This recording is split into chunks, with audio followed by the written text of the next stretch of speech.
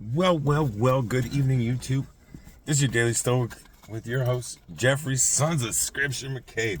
I just left my, not my, I guess I call it my, sober, Christian sober support men group. I don't know what you call it. They're called Sons of Scripture. They're absolutely amazing brothers of mine. Amazing. So amazing I had to talk about it here. I just got done. So I just pulled over to do the Stoic. I'll probably head home soon. Maybe I'll do a little bit of writing. But I haven't done many meetings since I got sober. I don't like the AA meetings. I don't really like them. I don't like AA, don't like CA, don't like NA. Just not my thing, not my vibe. But I was invited into this group called Sons of Scripture. They meet on Saturdays. Like-minded individuals. And it doesn't run like a sober meeting. It runs more like a Bible study meeting. But we all have our own stories with sobriety and etc. And I haven't been able to make it to many meetings. I always don't go because I feel like I'm going to be late due to my scheduling with my children and stuff. But tonight I said, it's 12 minutes down the road. Just go even if you're late. And I am so happy I did. They fortify my strength, my faith, my sobriety. People that know what I've been through, know what I'm going through. And there's men there that I look up to greatly, who've walked the path I've walked and are walking it successfully, which is important in early sobriety. I'm on year 2 now, I guess, of recovery, but it's good to see that. It's good to see the people ahead of you who went through it, been through it, kept walking the proper path, the sober path, let's say, and are successful, not just successful, but happy. Because, in early sobriety, not so much now, I seem to be able to find, I see my emotions regulating themselves, where I can be happy without substances, whether it be marijuana or beer, or even the hard, not just hardcore substances like weed and beer and stuff like that. But it's nice to see, I feel them sort of coming back in line, but it's also nice to see that there's people ahead of me that have done it, right? And that was my favorite thing about some of the AA groups and stuff that I was forced to attend in therapy, was meeting those guys that had 30 years of sobriety. I had a counselor, I don't know, I guess you're not supposed to say his name, but anyways, let's just call him Ken. That's not his real name. He had 37 years of sobriety under his belt. And I was like, I didn't know people even stayed sober that long. I was like, Ken, you got sober when I was like 4. That's crazy. So, anyways, huge shout out to my brothers at Sons of Scripture. What a great time to go sit with some men and pray and talk about life and amazing. Love you guys. As always, we're reading the Daily Stoic, 366 Meditations on Wisdom, Perseverance, and the Art of Living by Ryan Holiday and Stephen Hasselman. If you don't know what Stoicism is, get out of here. Go Google it. Do some research. Learn about it. Could change your life. It changed mine.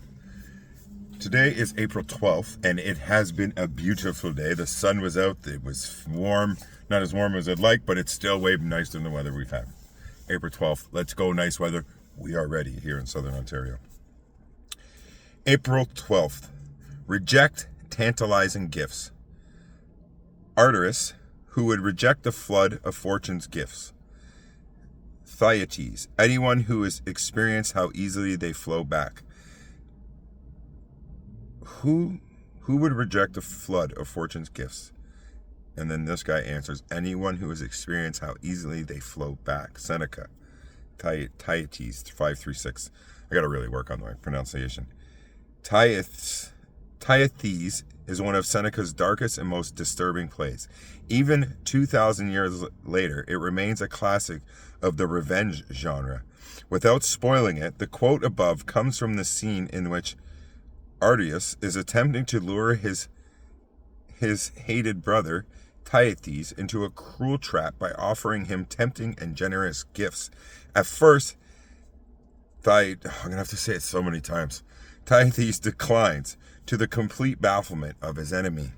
We are typically surprised when someone turns down an expensive gift or a position of honor or success. General William T. Sherman emphatically empathetically rejected offers to run for president of the United States, saying at one point, "I will not accept if nominated, and I will not serve if elected."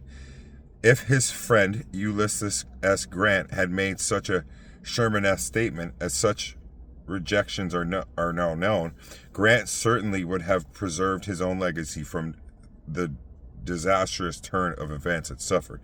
Despite his initial misgivings, Pieties is ultimately tempted and persuaded to accept fortunate gifts, which turned out to be a ruse hiding devastating tragedy. Not every opportunity is fraught with danger, but the play was intended to remind us that our attraction towards what is new and shiny can lead us into serious trouble. Isn't that the truth? We were talking about that in group tonight without giving too much away. It's easy to fall into those small distractions that can turn into bigger problems, right? Oh, somebody's like, "Oh, I'll give you this."